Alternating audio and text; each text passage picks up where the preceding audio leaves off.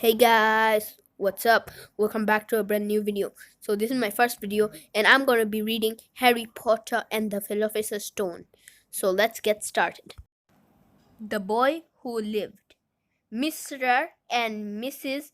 Darcy of number 4 Private Drive were proud to say that they were perfectly normal. Thank you very much. They were the last people you would expect to be involved in anything strange or mysterious because they just didn't hold with such nonsense. Mr. Darcy was the director of a firm called Grunnings, which made drills. He was a big, beefy man with hardly any neck, although he did have a very large mustache.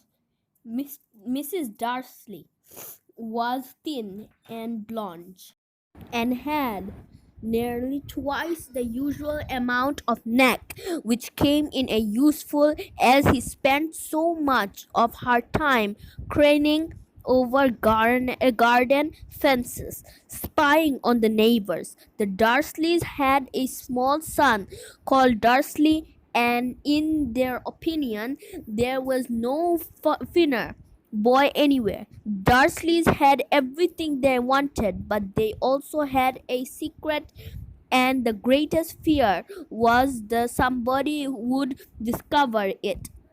They didn't think that they could bear if it if anyone found out about the Potters. Mrs. Potter was Mrs. Darcy's sister, but they had met for several years. In fact, Mrs. Darcy pretended she didn't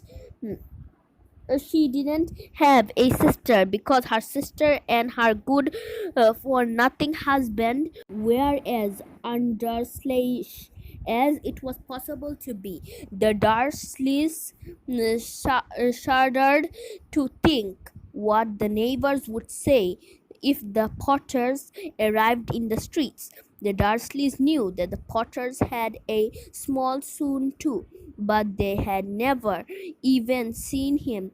The boy was another good reason for keeping the Potter away. They didn't want Dudley mixing with a child like that.